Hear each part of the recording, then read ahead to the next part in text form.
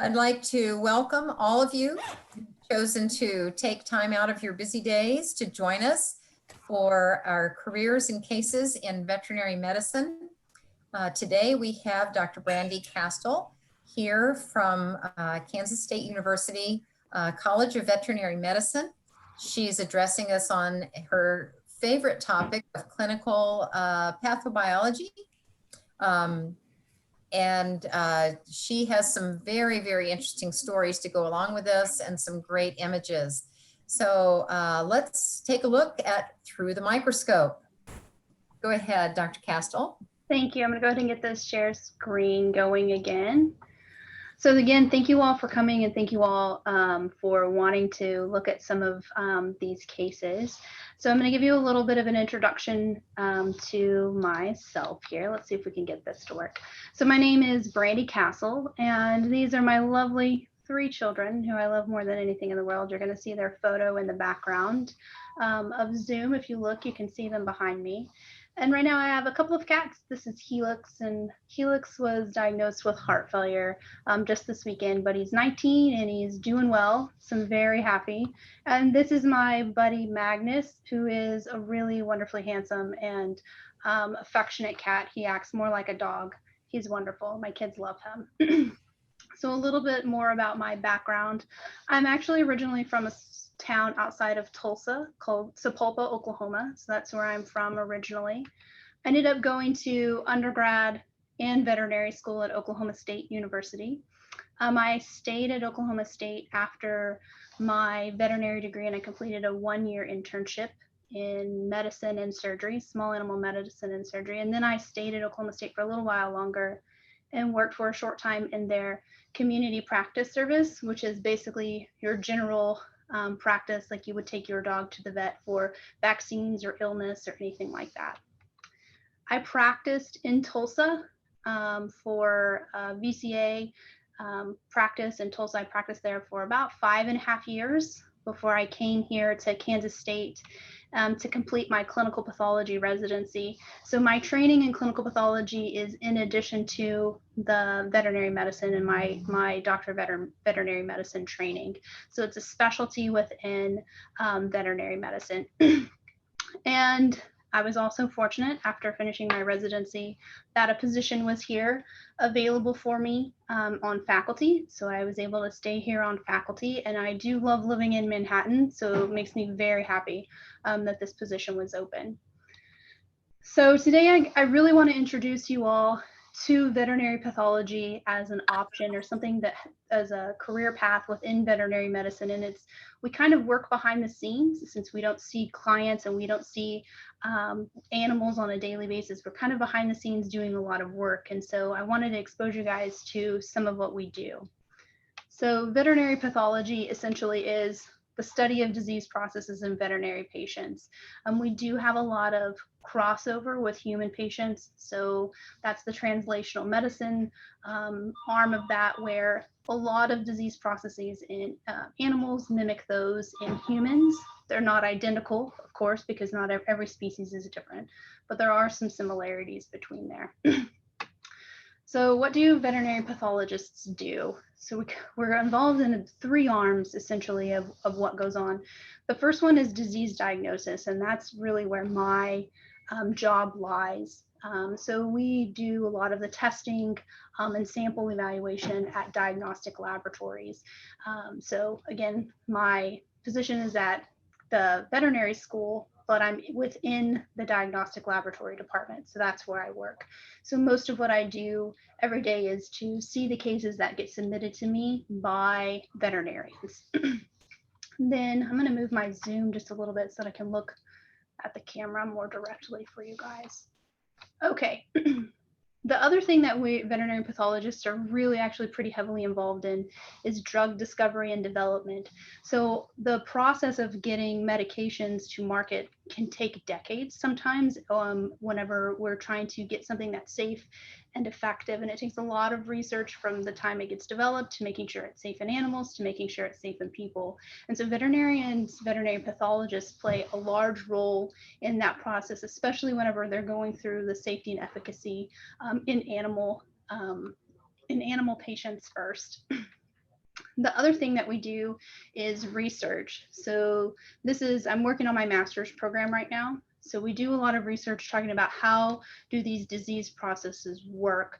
And in a sense, your cells, the cells that make up your body or an animal's body, are living in an entirely different universe than the one that we live in. And it's a very like microscopic world down there with lots of communication signals and interactions between cells and interactions between organs, things going on. And so what the research that a lot of people are focusing on now is trying to figure out how those interactions work and how they play roles in disease models. So my master's program, or my master's project, for instance, is talking about how cancer cells, specifically lymphoma cancer cells, move throughout the body, and how they develop how they go from one location and metastasize or grow to another location. So that's my project that I'm working on, which we're not really going to talk about much today. Sorry.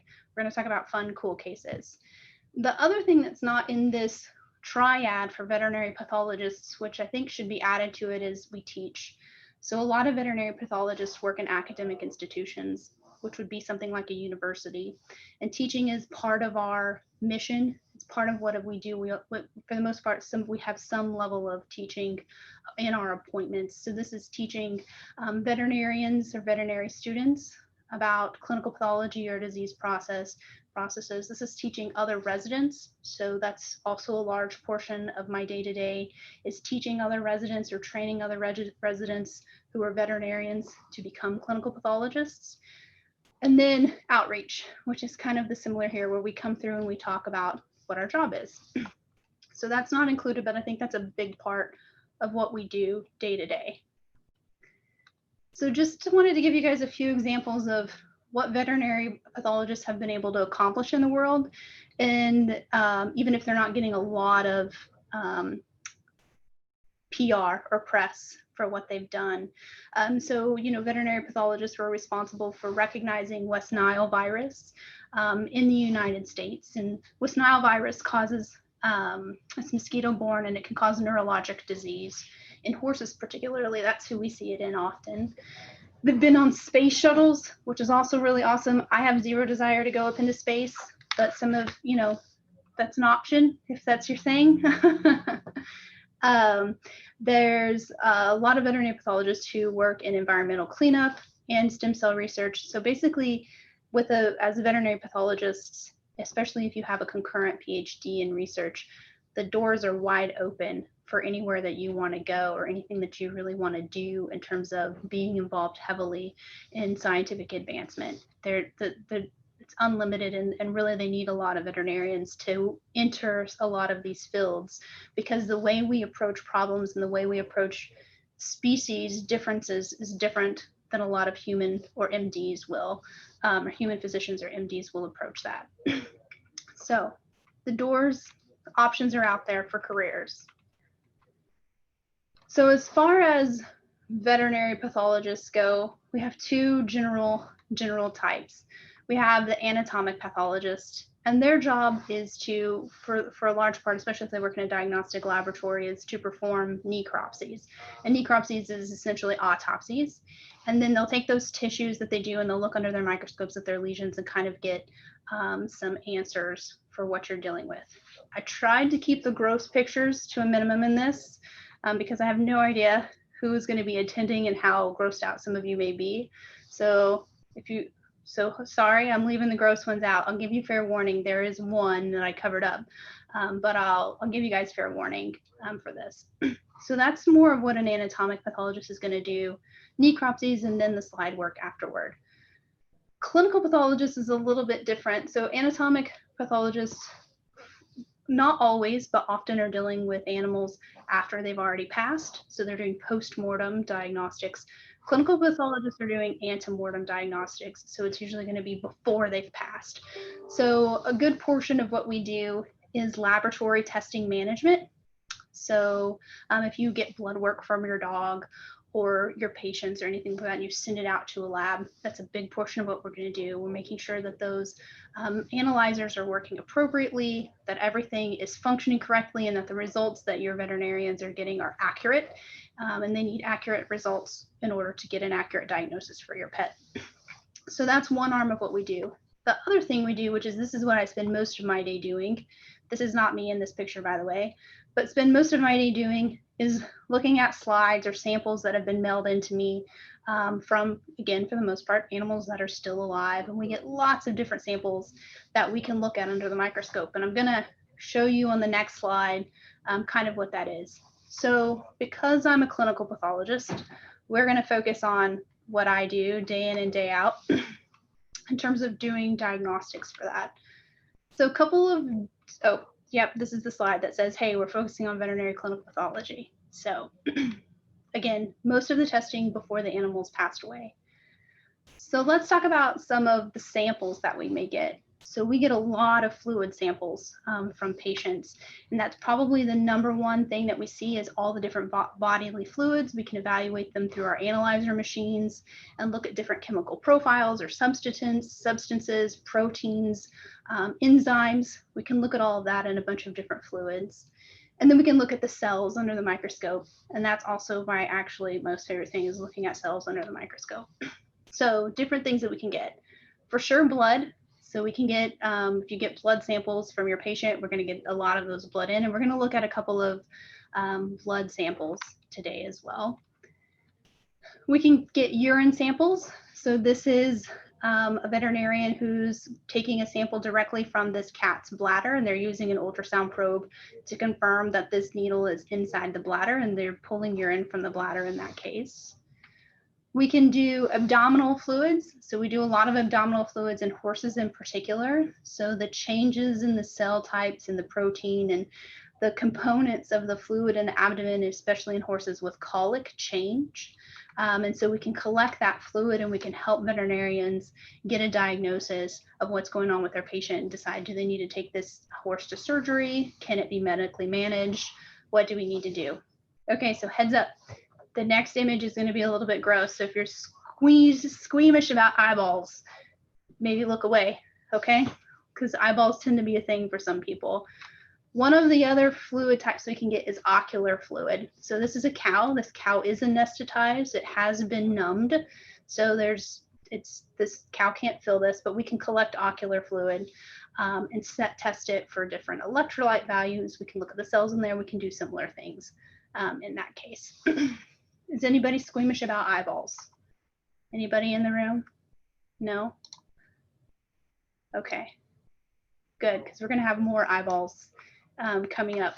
You just never know. Okay, some of the other samples that we'll get in are surgical biopsy samples. So surgical biopsy sample essentially means that we cut out a piece of tissue from a patient. So here's an example where it's being cut out. And there's a couple of different ways we could take the whole thing out, right? So this shows you where the incision lines were around it and then they sewed it back together. Or you can take a portion of the mass out. So here's a portion of it removed and then they show you how they sewed it back together.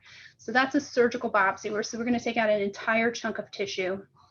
Those tissues are then put in formalin and fixed in formalin and preserved. And then they'll take that formalin tissue and they'll embed it in wax. And they'll take little slices of that tissue after it's been embedded in wax, and they'll put those slices of tissue on a slide. And what we end up with is a lovely picture like this. So this is skin that we're seeing here. So here's the surface of the skin, and you have all of these little keratinized skin flakes that are falling off, which is a big component of dust in your house, right? Or tiny little skin flakes that have fallen off. Here's that outer barrier of the skin. And then we look in here and we see these little fluffy kind of bubbly cells that we have right here. And these are your oil gland. They're producing oil and sebum. This is not the perfect cut, but this is a hair shaft. It got cut on the side of it rather than long ways. So you don't see the full length of the hair shaft, and those oil glands are associated with the hair shaft. And then all of this pink that we see is the connective tissue within here. So it's a nice little cross section of that tissue that we took out, and everything's nicely associated with each other, like cells or with like cells. Everything looks pretty similar. So this is histology. So when we take a surgical biopsy and we fix it like this and we make those slices, this is going to be histology, which is the study of tissues, right? And that's what histology essentially means. Now that's going to be opposed to a fine needle aspirate biopsy. So most of what I do during my day is look at fine needle aspirate biopsies. And when we go over cases, the difference in how we view these different types of sample types is going to make a difference in how we assess them. So that's why I wanted to give you guys this history. So a fine needle aspirate biopsy is essentially they take a needle and they'll push it into whatever lesion you have. So here's an example of that being done on this dog, on this mass on this dog. And sometimes the needle is attached to a syringe and sometimes it's not. There's a couple of different methods for doing this. So you take this, and then as you push the needle through the tissue, the cells will go up into the hub of the needle. And then what they'll end up doing is they'll take this needle off of the syringe, fill the syringe up with air, and then they'll squirt all of those slides that were in the needle onto a slide and spread it on the slide. And it ends up looking something like this on the slide once we look under the microscope. So all of these cells had once been inside a lesion, and now they're spread out everywhere. Now this is not normal skin. This is an inflammatory lesion. Normal skin doesn't really exfoliate, or a lot of cells don't get sucked up into that needle hub very well. So we don't usually get a lot of cytology samples of abnormal. These are inflammatory cells here. So these are neutrophils, which are part of your inflammatory response system, and they're kind of like foot soldiers who will come in immediately. A lot of them will come in and they'll just start trying to destroy stuff. And then these are macrophages here, which are also part of your inflammatory process.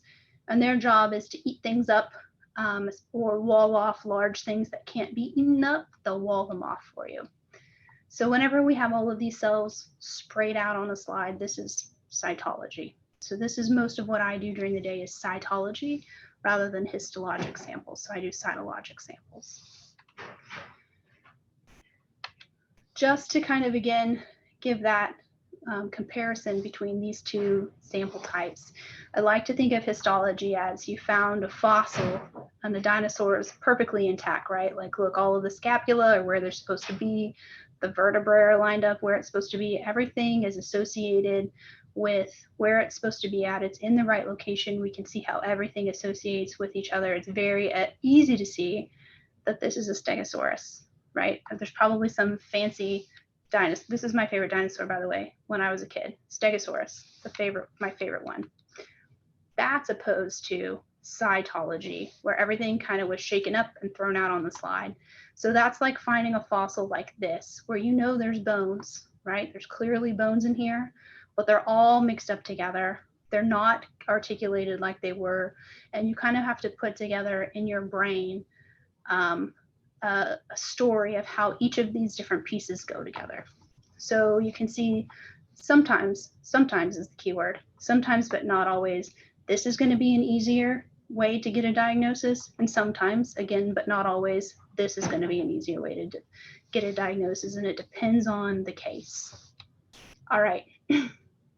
Before I go on with any of this, do you guys have any questions about this? Because I just wanted you to have this background before we looked at slides. Any questions from anybody? Okay, we're gonna go on. Let's look in the scope. This is the fun part of what we're gonna do, all right? Okay, so our first case today is Gabby. Gabby was, I think, or is, excuse me, is about 1.5-year-old Labrador Retriever, and she came in to be spayed. And so they did blood work on Gabby prior to her going under anesthesia. So spay means she's going to have her uterus and her ovaries removed so that she can't have puppies. And before these animals go under anesthesia for that procedure, before they get those medications, we want to make sure that all of their organs are functioning appropriately so that we can anticipate any complications they may have while under anesthesia. So they did their blood work, and it's standard in our laboratory, not Labrador, standard in our lab that you get a blood smear with every time you get blood work that comes in. So we got her blood smear.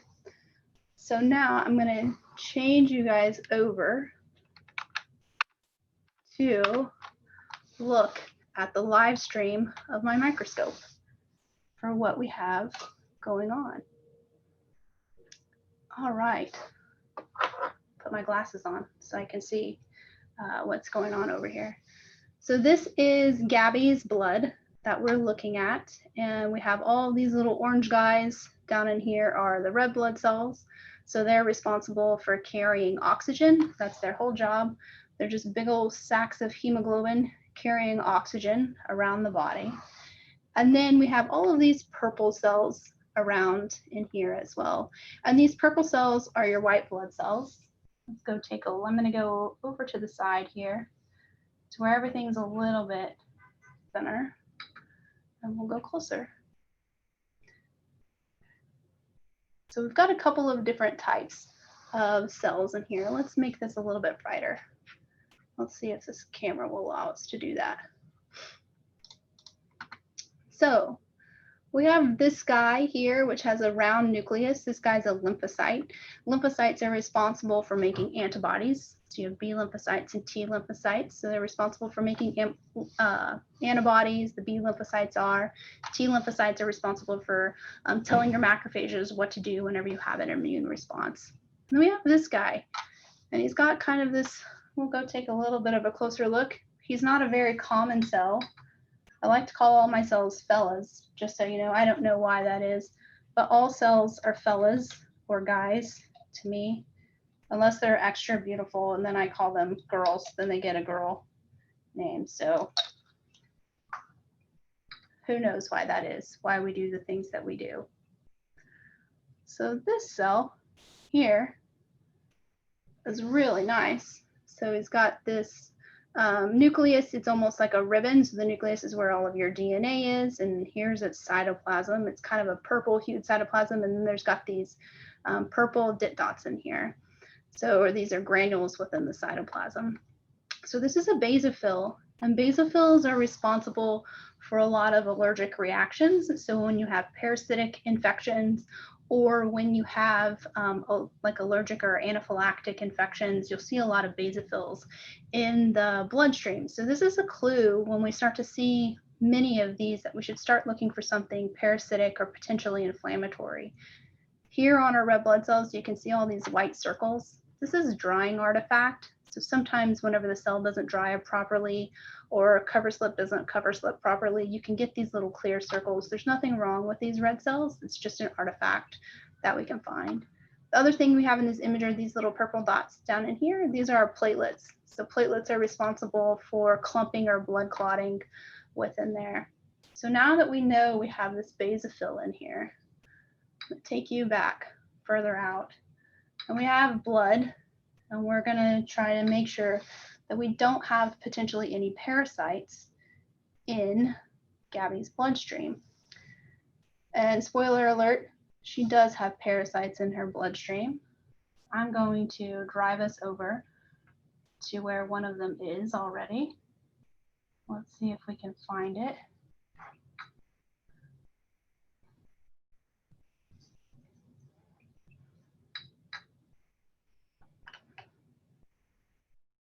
All right. So when we were driving around her blood smear, we saw these little guys. And they're not really actually that little. We're going to go take a little closer look. So, but look at that. Definitely not a cell that we anticipate. Here's another one of those basophils that we talked about. There's our neutrophils. But we have this worm, and it is a worm, or a nematode would be a good classification for it, in here. And he's got these blue internal structures on him. And Gabby ended up actually having about 4 or 5 of these on this one blood smear. But I won't make you guys sick watching me drive around quickly, make you guys motion sickness driving around. But let's look at this guy. So Parasitology is also an amazing and entire different branch of all of veterinary medicine. You can do all of veterinary medicine and just do only parasites. That's how many there are, which is insane to think that we're living in a world with that many of them. But look, so it's got these nice internal structures, and a lot of these circles are eggs, or will become eggs once this worm continues to mature. Nice tapered tail, and it's got this cuticle around the outside. So we were able to diagnose Gabby at the end of this with heartworm infection. So those little worms that we're seeing floating around in her blood are baby heartworms. Heartworms are fairly common, especially in the South, places that are humid. They do occur in all 50 states. So we see them fairly regularly. When I was in practice, I had a contract with the Humane Society in Tulsa where we did their heartworm treatments. And so we would have heartworm treatment day once a month, where dogs would just come in. And there were some days, some months where we would have 40 dogs just there to be treated for heartworms. So it's a fairly common thing that we see. So a little bit more about heartworms. They're transmitted by ticks. So what happened is a tick takes a blood meal from a dog, or sorry, excuse me, not a tick, a mosquito. I apologize for that. They're transmitted by mosquitoes. So a mosquito will take a blood meal, or they'll bite one of the dogs, like Gabby, who's infected and has all those little baby worms in there, which are microfilaria. That's the terminology for them. Microfilaria will take them. Those microfilaria will grow inside that mosquito. The mosquito will then bite another dog. And while that mosquito is taking a blood meal from another dog, they'll inject the baby heartworms into that dog. Those worms will then go throughout the body. They'll mature. It can take months to do that. And then once they finally are mature and fully grown, the worms will live in the heart, particularly in the pulmonary arteries. So that's the blood vessel between the right side of the heart and the lungs. And they get in there, and sometimes some dogs can have such a heavy worm burden that it will cause heart failure in those dogs, and dogs can die of this. That's a rare complication, but it can happen. And that's going to be more common, especially in the Gulf Coast states, where the incidence of heartworm is higher and the worm burden is going to be higher for what they do. Good news is it's treatable. Gabby went on to get her treatment and is fine. According to her records, she's completely fine at this point, and it is preventable. So this is just there's a couple of different ways you can do it. So you can give your patients or your pets, dogs specifically, a pill once a month. You can get an injection from your veterinarian that will last 6 months. There's a wide range of price ranges for heartworms. So you can get a product that will also treat fleas, it will also treat other intestinal worms. You can get one that just does heartworms and some intestinal worms and not all of the additional stuff. So this is heartworm prevention, and you can talk to your veterinarian about getting that. Cats can also get heartworms as well. The worms don't end up living in the blood vessels in a heart of a cat like they're supposed to. Instead, the cat's body is really good at killing those worms. And what happens is the worms actually cause a lot of inflammation in the lungs, and the cats will cough a lot and sound like they have asthma. But they don't need to be treated with medications the same way that dogs necessarily do, but you should still give your cat prevention. Okay? Any questions about heartworms as we go forward? I probably should have laid out the rules a little bit better. Any questions in the chat or for me? All right, heartworms in the blood. I find joy in finding these things, which I'm not happy that animals are sick, but it makes me happy to find these whenever we go onto them. All right, so let's do the next case. So the next one is also a blood smear, but this one is from a cat named Mango. And Mango came to her veterinarian. Mango, I think, was 3-4 years old. Came to her veterinarian because she wasn't feeling really great, feeling a little down, not eating. Mango is an inside-outside cat, so has a great life. And one of the things the veterinarian noticed when they look at Mango's ears is how pale they are and how they're a little bit yellow. It's hard to see because Mango kind of has yellow hair, but there's a little bit of yellow tint to Mango's skin when we look at that. So they did blood work on Mango as well. And again, another blood smear. So we put a drop of blood on that slide and smeared it out so we could look under it under the microscope. All right. Oh, let's see what's in the chat for us here. Oh, the indicator in the blood. So Katie had a really great question. Sorry, Katie, I showed everyone your question, even though you asked it to me privately. Do we have to put an indicator in the blood sample to color the basophils and lymphocytes and parasites? Yes, it's actually a really great question. So when the blood goes onto that slide, clearly it's still red. It looks like blood, but when I'm showing you it, it's purple. So what we do is we run all of these slides through a stainer, and it will stain each different cell type kind of different tinctures. So the pH of the cells and what's in them will determine what different stains it will pick up. And then in the end product, we end up with this really lovely stain slide where we can see everything in here. So great question. The same thing happens on the histology slide, right? So they cut the tissue, or they put the tissue in the wax and they cut it into thin slices, and then they stained it also. Okay, so there's different stains that we put on to make the cells look a different color with each other. So this is Mango's blood smear, and we're driving around in here. And one of the things you'll notice is, look how Mango really doesn't have any white blood cells in here, right? We talked about the red blood cells being the orange ones. And when we were looking at Gabby, that you could see those purple cells popping up that showed us that there were white blood cells in here. So white blood cells is the umbrella term for lymphocytes and basophils and neutrophils. All of those together and combined are considered white blood cells. And then there's different types of white blood cells. So this lack of white blood cells in here is a little bit concerning for Mango, because when you're sick, you really want to have more white blood cells. You really want your white blood cells activated. So we're trying to figure out, are Mango's white blood cells in a tissue somewhere fighting something? Maybe our bone marrow is not making them like they're supposed to. What's going on? Why doesn't Mango have the white blood cells that she should have? So here's one. Here's one that we came across. And we're driving around a lot. It's really hard to find them. So that's a little bit concerning.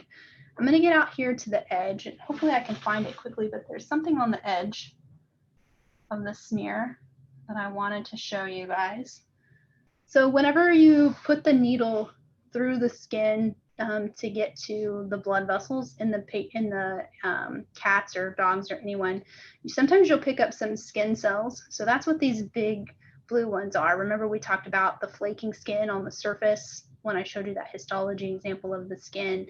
So you can pick some of those up with a needle. So that's what these are. And then here, this is a clump of her platelets. So your platelets, remember, are responsible for clotting your blood. So as soon as that needle goes into the blood vessel, cats in particular, they start clumping their platelets really fast to make that bleeding stop. So we've got a couple of things out here, but there's one big thing. Let's see if I can find it quickly. Probably not going to. Look away if you get seasick, because I'm going to drive around really fast to find it. Here we go for you guys. So a lot of her white blood cells again got pulled out here to the end. Here's that keratin. Here's that platelet clump. And then we have this thing. And I'm going to go closer and take a look at it for you guys. I mean, that thing is big. Look how big it is compared to our red blood cells. Look at how big it is compared to all the white blood cells in here, right? It's big, it's purple. And so in cats in particular, when we see these, we start to think about one infectious agent, and that's cytozoan felis that causes this. So this is actually a macrophage, which is one of your inflammatory cells. Remember, we talked about how macrophage's job is to eat things up or to wall things off. That's kind of their main, eat up the invaders, eat up the dead tissue, or wall off the invaders if they can't accomplish those things. So this is a macrophage, and this is this macrophage's nucleus, this purple. We'll go a little bit closer so we can look. And this macrophage is filled up with a lot of little purple dit dots in here. And those little purple dit dots are the infectious agent that we're concerned about. So again, nucleus, it's big. This macrophage is working over time. Go even closer so we can look at it even closer and take a look. And it's so packed full of these infectious organisms that you can't really tell where one end and one begins. So all these infectious organisms are every single one of these little doot, doot, doot, doot, doot, doot, doot. They're just piled up on top of each other. Doot, doot, doot, doot, doot is not a technical term, okay? It's just the term that I like to use whenever we're describing things. But each of these little purple dots is something. And so that makes us concerned again about cytosol felis. That's what we're worried about. What happens once these macrophages rupture, so eventually they'll rupture and they'll release all of these organisms out into the bloodstream. And these organisms will then infect red blood cells. So I'm going to go to a different part of the slide really quickly because it'll be easier to show you these organisms infecting red blood cells in a different area. So again, look away if you get seasick. So we're going to come back here and I'm going to show you them on here. All right, so this slide has a couple of things going on with it. And there's some of it is artifact and some of it is real stuff. So do you see all this purple stuff in the background, especially this kind of chunky purple stuff? This is what happens with our stainer sometimes, is that the stainer will, it's called precipitate. And so some of that purple stain that we use to stain our cells won't adhere or attach to the cells. Instead of what will happen, it will make little aggregates within the background of the slide. And it can be a bit confusing sometimes whether or not that's real or whether or not it's just a fake thing. So what we try to do is we try to drive to other areas of the slide and see if we can't get away from it. And sometimes we can, and sometimes we can't. I'm just going to see if I can find a place where it's not quite so intense for you guys. All right. So again, it's still in the background. It's going to be back there. This is not what we're looking at. But there are these little pale kind of blue circles on a lot of these red cells here. And that's what we're going to go look for, because those little pale blue circles are actually what the cytosol felis looks like once it ruptures out of those macrophages. And I'm a little bit frustrated by how much stain precipitate is on this slide. So it's probably frustrating me more than it's frustrating you guys, because it's making it a little bit difficult for me to show you what I want to show you.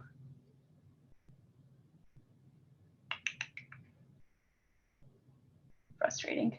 The other thing is my camera on my screen picks stuff up better than my scope does sometimes. All right, so we're looking at these circles, and here's another one, and here's another one, and here's another one. So there's teeny tiny little circles inside these red cells. And each one of those little circles that we see is one of the cytosol felis organisms. And so cytosol felis is a protozoan organism, which is single cell organism, right? So it has a tiny little nucleus here off to the side, and it makes another circle. Here's one right here. So it's got this circle with that blue ring on the outside, and there's its nucleus. Here's another one. So most of the time they're crescent shaped or rounded whenever they're in here. So mango, that ends up being mango's final diagnosis, is cytozoan. Feline cytozoonosis is the fancy name for this. Mango ended up passing away from this disease, which is actually more common than survival. This is a disease once these cats become infected with it. It's really difficult to clear, and the cats get a lot of inflammatory response, and they often succumb because of the inflammatory response that they have.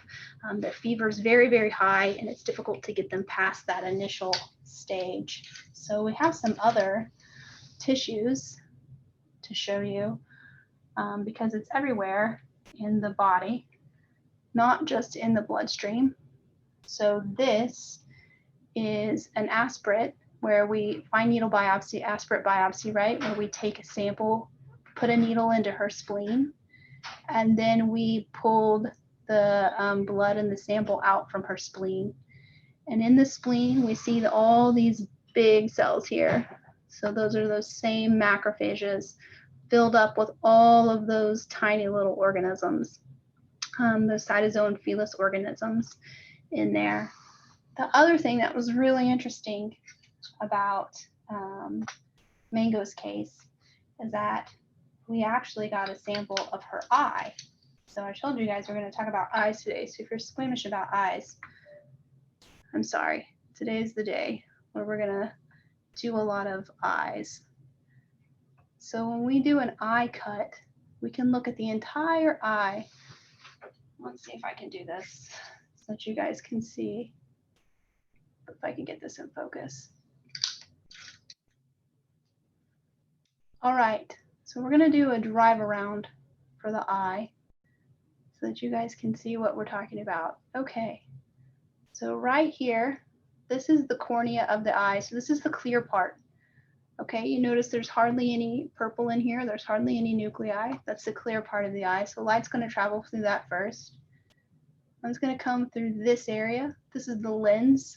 Okay, so this is in the center of your pupil, or this is basically your pupil when you look in your eye. So this is a lens and it focuses light on the back of the eye. Here's Mango's iris, right? So that's the colored part, and you can see the pigment in here. So iris's pigmented eye, you can see, or excuse me, Mango's pigmented iris in there. And then as light goes through the lens, it goes all the way to the back, through this back chamber, to the back of the eyeball. And this area is the optic nerve. All right, optic nerve here. So all that, those signals get picked up and transmitted through the optic nerve through the brain. You'll also see that there is pigment at the back of the eye as well. So you see that sometimes whenever you get a reflection from your dog or your cat's eyes in photos. Let's go closer. Let's get this in focus for you. So in the eye are blood vessels everywhere, and they run along the back of the eye between the outer part of the globe and the inside of the eye. So here's blood vessels running right through here. Here's our little red blood cells.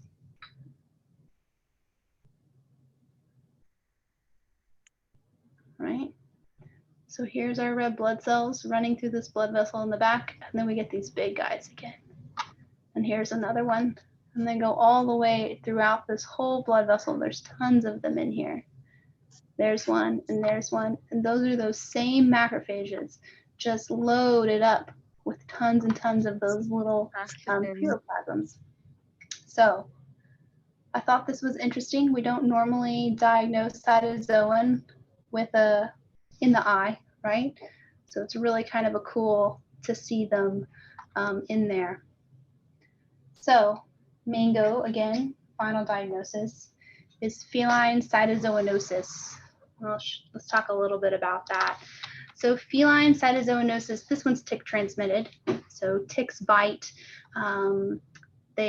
We think that bobcats are the primary reservoir, although other cats can serve as a source also for cats to contract this, but it has to be transmitted by a tick. So the tick will feed on an infected bobcat or an infected cat that survived it. And then they'll pick up those puroplasms. So remember, they're protozoan organisms, so they're single-celled organism, and that organism will mature within the tick. The tick will take another meal on a cat, and then all of those things from all of the stuff that they picked up from that tick will then get inside these macrophages, and they'll grow and grow and grow and grow, which we saw these in the bloodstream, we saw them in the spleen, we saw them in the back of the eye. So everywhere where there's blood vessels, these macrophages are going to be eating these up, and then eventually these will rupture, and then they'll infect the red blood cells, And then during this That process, infection during it is ruptures, the cats get really, really sick. So this is And that's often whenever they'll pass away, although they'll show up to the veterinarian. And then the majority of cats will pass away. That's unfortunate here, but some cats can survive. And those cats that do survive always have a low number of these circulating. So they always have a low number of these little baby cytozoan felis circulating in their blood. So if a tick feeds on them, that tick can then spread this to other cats.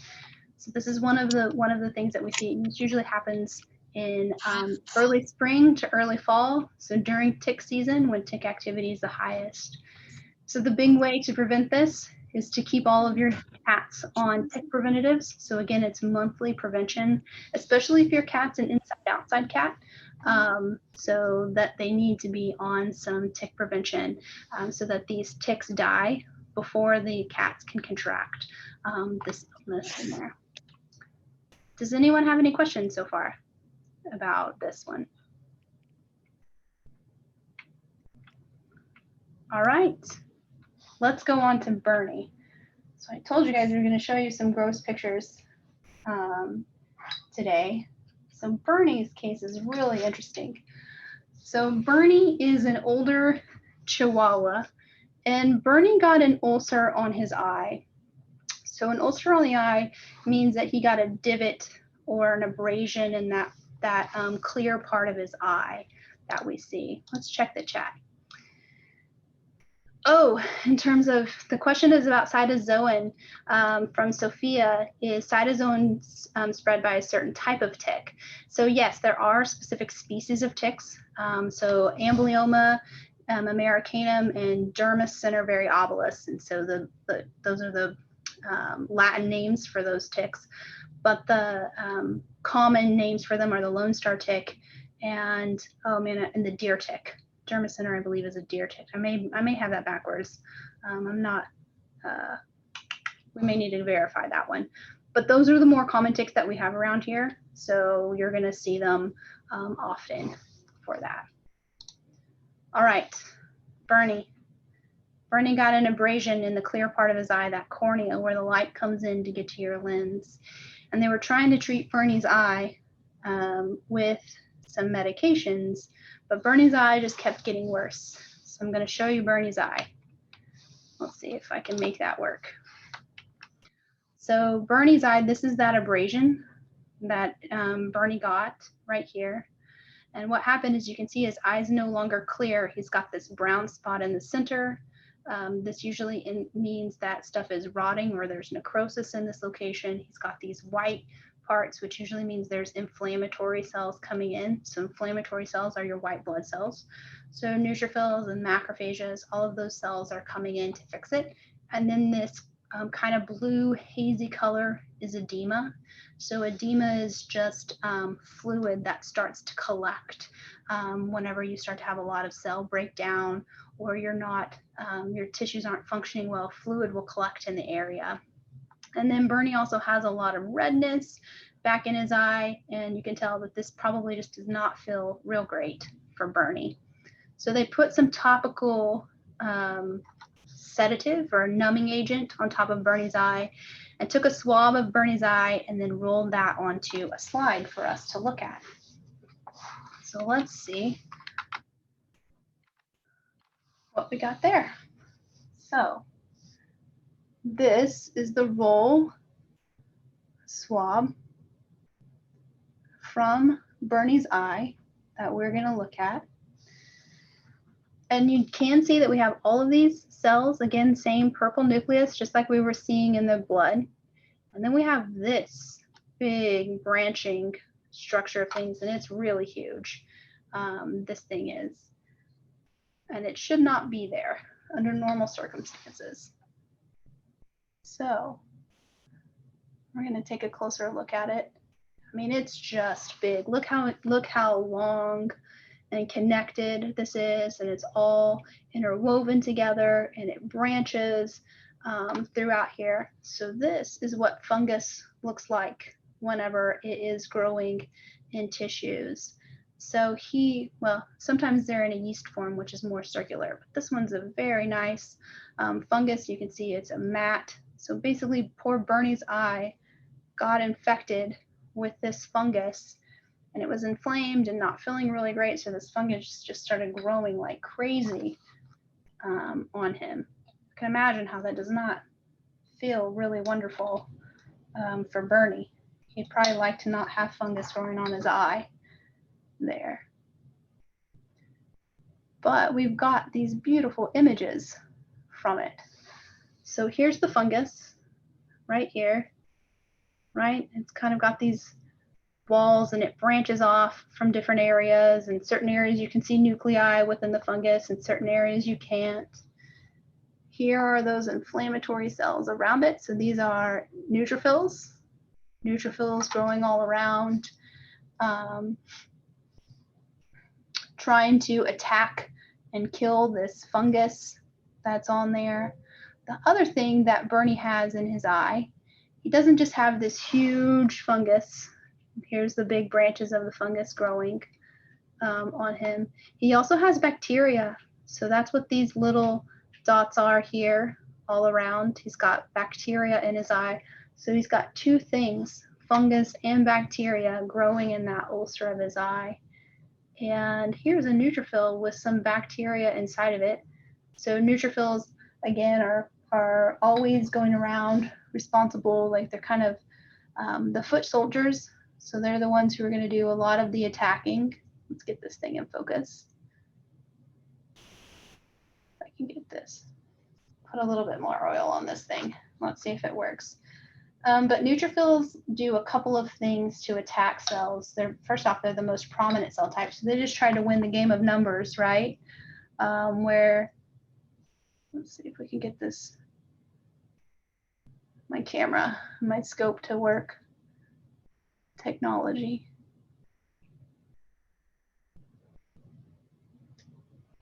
Let's try this again. So neutrophils try to outnumber things, right? They just outnumber them. There's so many more neutrophils than there is everything else. Neutrophils also release a bunch of enzymes from their cytoplasm, which I may not be able to get it in better focus. It's probably going to be digitized like that just from the camera screen. But they release a bunch of enzymes which kill things. They break down cell walls. They try to kill the cells by just enzymatic digestion. And what will end up happening is sometimes the neutrophils, when they do that, will also kill themselves in a lot of ways. So those enzymes they're releasing are breaking down other cells as well as themselves. And then the neutrophils have the ability to eat stuff kind of like macrophages do. So the neutrophils will try and eat these bacteria and bring them inside the cell and try to break them down by eating them up. So that's a process called phagocytosis whenever they do that. All right, we have one more question in the chat. This one's from Holly. Oh, how does get the fungus in its eye? Oh, this is from Emery, excuse me. Emery and Holly must be on the same thing. So how does it get the fungus in its eye? It's a really good question. So what can happen in this case is this wasn't an infectious fungus. It's not a fungus that's out there infecting things and causing the ulcer.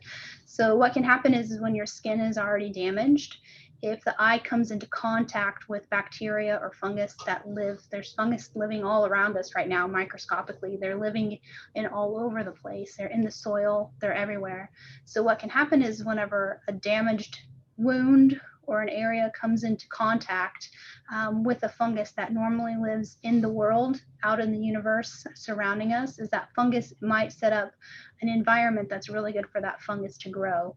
So Bernie didn't get this just by contracting it from something else. This is almost just a happenstance that Bernie already had a wound and then happened to come into contact with something else. So, you know, dogs, whenever their eyes itch or they're painful, they'll rub their face on everything, or they'll try to itch it. It's a really itchy process. And so whenever they're out there itching it on the ground or doing something like that, they can pick some of that stuff up. And then it just ends up growing in the eye. So not the fault of anything other than just happenstance. Stuff just happens sometimes whenever we come across these. So Bernie had a couple of things going on in his poor eye. This big fungus, big fungus. and then bacteria to go along with it. And he's got all these neutrophils in here trying to do their job to kill this, and it's just not going to work for Bernie. So what they tried to do for Bernie medically is they tried to clean this out, get him on some medicines to kill the fungus, to kill the bacteria. And then what they wanted to do in order to save his eyeball, because we want dogs to be able to see, it's better to have 2 eyes than 1 eye, right? So the goal, often the first goal is to try and save the eye, is they wanted to do surgery to take a flap of the pink part of his eye and sew it over this wound so that it would heal better and faster. The problem is that there's a big risk because of how infected this already was for Bernie, that surgery would fail for him. And so the owner, rather than run the risk of putting Bernie through potentially 2 surgeries or this not working and Bernie losing his eye, the owner decided to just take the eye out and just do 1 surgery and then make Bernie comfortable immediately. So again, it's better to have 2 eyes than 1 eye. But if you've got 1 eye, that's not real helpful, and to say the least, right? Not real helpful, that eye. It may be easier to take it out. We have one more question in the chat, so let's see what that one is.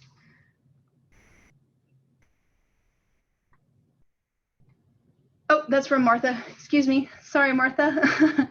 Martha was talking to everybody how to get to the lectures. All right, so let's go back to what we did.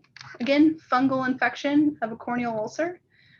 This is not Bernie, but this is what Bernie looks like these days. So he doesn't have that eye anymore. He's a happy little fellow running around without the eye. So I have more cases, but we're running really tight on time because I like to talk about the fun things that I see. So we're going to, I'm going to skip us to the end for what to look like so we can go through some questions. One of the things I was going to show you guys was cancer, bladder cancer in a dog. So this case, Lily, ended up having a urothelial carcinoma. And then I was going to show you bone cancer in Murphy. So Murphy was a boxer, and you can see he's got all of these little areas where his bone's growing oddly. It should be smooth and beautiful like this, and he's got weird areas here where the cancer was growing. And they ended up taking off Murphy's leg and removing that cancer for him. So cancer of the bone is osteosarcoma. And so the last thing I wanted to show you guys is some places to go to learn more about veterinary pathology. So these are our societal organizations where you can go and take a look at them. There are some learning cases on there. There's different stuff about how to become a pathologist or what to do with that. And then the last thing I wanted to do is I wanted to ask you guys if you had any questions. And again, I'm so sorry, I'm tight on time here, but I want to leave time for that. And you can ask in the chat, or you can unmute yourself or turn your video on. Ask away. Do you mind putting that last slide up real quick? Yep. Thanks. Thank you.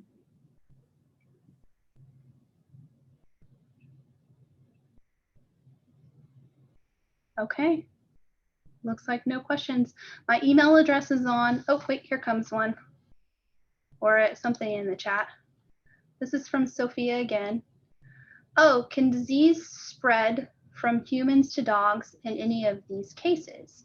So no, none of these are zoonotic. So zoonotic is the word we use for diseases when they can be transmitted between humans and animals. None of these diseases are zoonotic. They're transmitted through that mosquito in the terms of heartworm disease. They're transmitted through the tick for the cytozoan felis, or the feline cytozoonosis, and then Bernie's eye was just happened to happen. So, okay. Thank you all. On behalf of K-State Olathe, I want to thank Dr. Kastl for coming today and enlightening us. And of course, you saw my chat in there for the link. Lots of different lectures are included there. And this particular lecture, of course, since we've recorded it, will appear at that same link after it's edited. So give it a little while, a week or two. Thank you so very much for coming and sharing your day with us. And I see a couple of thank yous popping up in the chat box. So the feeling is universal. Appreciate your Thank time. you all. Thank you all for letting me show you my really cool job. Yeah. I appreciate that. Thank you for the wonderful explanation of histology and cytology, and to go through and explain what we were looking at. That was wonderful. Thank Yeah. you. Thank you guys. Have a good afternoon. Enjoy the rest of your Veterans Day. Okay. Thank you again for joining us. Appreciate it.